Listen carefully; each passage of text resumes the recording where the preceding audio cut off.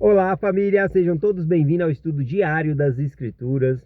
Hoje nós vamos estudar Doutrina e Convênio 90, a partir do versículo 1 aqui, a gente vai até o versículo 11, tá bom? À medida que eu for lendo os versículos aqui, eu já vou explicando. Essa foi uma revelação dada a Joseph Smith e também aos conselheiros dele. Aqui, na verdade, está formando a primeira presidência da igreja, tá bom? Então vamos ver aqui, a partir do versículo 1, diz assim: Assim diz o Senhor, em verdade te digo, meu filho, que teus pecados te são perdoados. Aqui é interessante que essa não é a primeira vez que Deus está perdoando os pecados de Joseph Smith. Lá com 14 anos, quando Deus, o Pai e Jesus Cristo, visitaram Joseph Smith naquele bosque, também eles perdoaram os pecados de Joseph, né? E em várias outras ocasiões também. Isso mostra o quê? Que a gente volta a pecar, né? Que a gente erra de novo. Até mesmo um profeta de Deus comete pecado. E o arrependimento, então, é um princípio na nossa vida. A gente sempre tem que aplicar ele, tá bom? Assim como ele comete pecado, nós também precisamos do perdão do Senhor. Aqui, então, mostra a misericórdia de Deus. E ele continua: de acordo com teus pedidos, pois as tuas orações e orações de teus irmãos subiram a meus ouvidos. Portanto, serás abençoado daqui em diante. E tu possuis as chaves do reino que foram dadas. Reino esse que está surgindo pela última vez. Está falando da última dispensação, a igreja surgindo ali, né? A organização da igreja. Em verdade te digo, as chaves deste reino jamais te serão tomadas, enquanto estiveres no mundo, tampouco no mundo vindouro. Aqui fala para ele ter a segurança que as chaves do sacerdócio ficaria com ele. Já naquela época, existia pessoas querendo tomar o lugar de Joseph Smith, né? A gente lendo o livro Santos, alguns falavam, ele é um profeta decaído, e outros, né, conspiraram ali para colocar outra pessoa no lugar de Joseph Smith, tá bom? Mas aqui o Senhor está assegurando, as chaves do reino está contigo. Aqui as chaves do reino é o sacerdócio, tá bom? Para presidir a igreja, estava com ele, que não seria tirada nem fora do mundo, né? Aqui então vamos no versículo 4. Ó. Contudo, por teu intermédio, os oráculos serão dados um a outro. Sim, a igreja. Os oráculos aqui são os apóstolos. Os profetas são chamados oráculos de Deus também, tá bom? Então aqui está falando, olha, essas chaves do sacerdócio também vai ser dado aos oráculos de Deus, aos apóstolos. A mesma chave, como a gente vai ver aqui na revelação, a mesma autoridade também vai ser concedida aos apóstolos. E também a primeira presidência que está sendo formada aqui. Aqui no versículo 5, ó, todos os que recebem os oráculos de Deus, que se acautelem de como os consideram, para que não menosprezem ou se oponham, e assim sobre condenação tropecem e caem, né? Tropecem e caem quando descerem as tempestades, soprarem os ventos e caírem as chuvas e baterem contra a sua casa. Então aqui no versículo 5, mostra a importância de Deus dar os oráculos, os profetas, apóstolos para nós, mas também fala para a gente ter cuidado como nós consideramos eles, porque são servos de Deus que traz a mensagem para nós. Então é uma bênção ter os apóstolos, mas como nós estamos considerando as palavras desses apóstolos, tá bom? E aí ele fala, acautelem-se, né, para que não tropecem e caiam.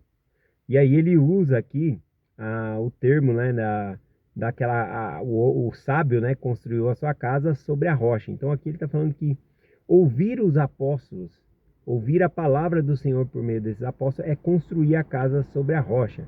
Essa é uma mensagem que está lá em Mateus 7, do 24 ao 27. Fala que o sábio construiu a sua casa sobre a rocha e o tolo, né, construiu sobre a areia. E aqui falando que se nós construirmos de maneira adequada, dentro da palavra do Senhor, vai vir ventos, tempestade, combater a casa e ela não cairá. O versículo 6 diz assim: também em verdade eu digo, a teus irmãos, Sid Rigdon e Frederic Geulilian, que perdoado também lhes são os teus pecados, e eles são considerados iguais a ti na posse das chaves desse último reino. Então veja que a mesma autoridade que Joseph Smith tem, também seria dada aos conselheiros e aos apóstolos. A mesma, iguais aqui colocou, tá bom? Embora exista um presidente que vai presidir e ele tem a autoridade para exercer todas as chaves, mesmo os outros também têm todas as chaves, né? E quando colocado na liderança por designação, então, aí então ele passa a exercer todas as chaves, mas todos eles são iguais em autoridade aqui, conforme mencionado aqui.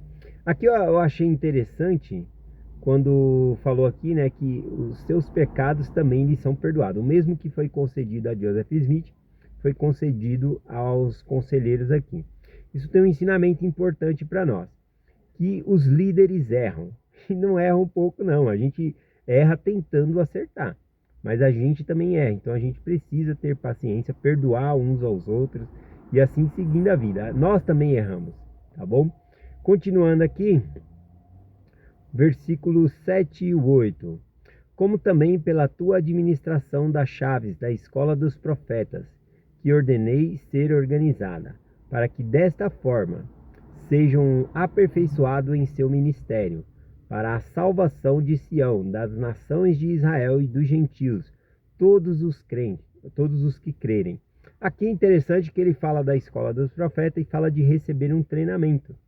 Então não é só ser chamado e vai, né? Os missionários mesmo, eles recebem um treinamento em casa, online, depois vão para o CTM, passa por mais um treinamento, é coisa curta mesmo, né? Mas é um treinamento, tá bom? E a igreja também fornece, né, treinamentos para professores, né? Pode perguntar aí pro presidente, né, da escola dominical, ele pode formar uma sala para formar os professores, para ajudar os professores a terem mais habilidades, tá bom? Tem manuais que ensinam sobre isso. Continuando aqui, versículo 9.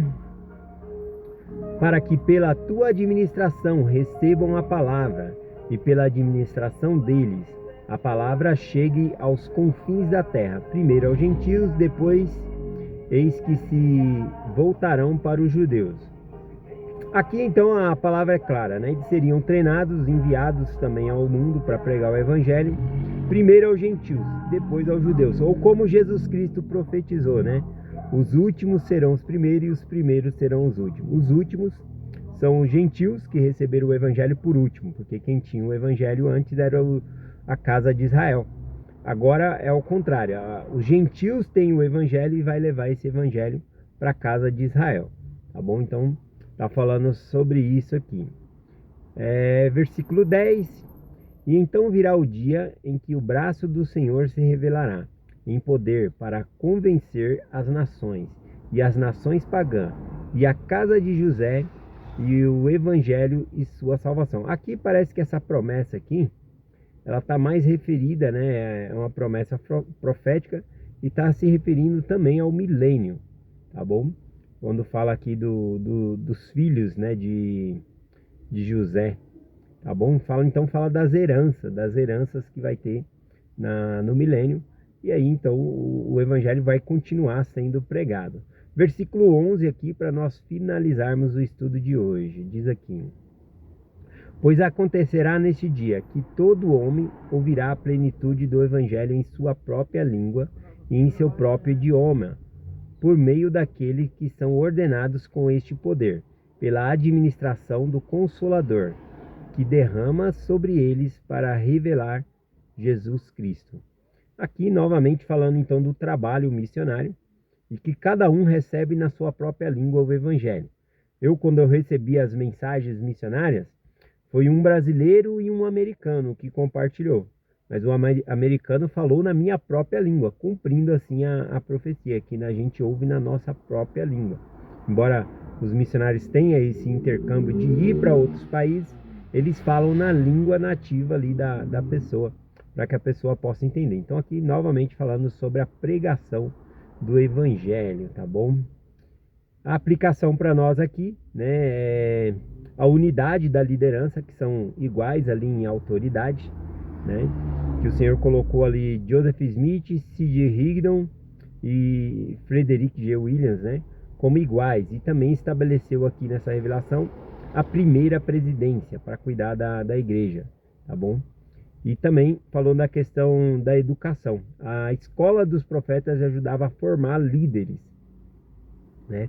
O simples fato de nós estarmos para a igreja e aprender, isso é uma formação de líder. A gente vai aprendendo mais o evangelho e vamos nos capacitando com a ajuda do Senhor, com certeza. E aqui também falou sobre a obra missionária, né? Que todos nós temos parte, né, de pregar o evangelho aos confins da terra, de ajudar nessa obra. Aqui então, por último, que eu falei foi sobre a linguagem, né? O evangelho, então, ele é pregado a todos, sem barreira, sem dificuldade. Aqui falou para os pagãos, para outras nações. O evangelho vai ser propagado para todos, como Jesus Cristo anunciou, que o evangelho do reino seria pregado em todas as nações, sem limite, para todas as pessoas, tá bom?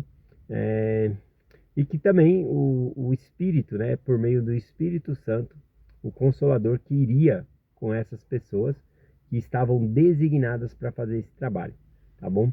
E os missionários e sisters são designados por imposição de mão com autoridade para pregar o evangelho. Então aqui mostra o cumprimento, né, dessa profecia aqui. Vamos finalizar por aqui. Amanhã então a gente começa aqui na sessão 90 a partir do versículo 12, tá bom? Essa mensagem nós compartilhamos em nome de Jesus Cristo. Amém. Até amanhã.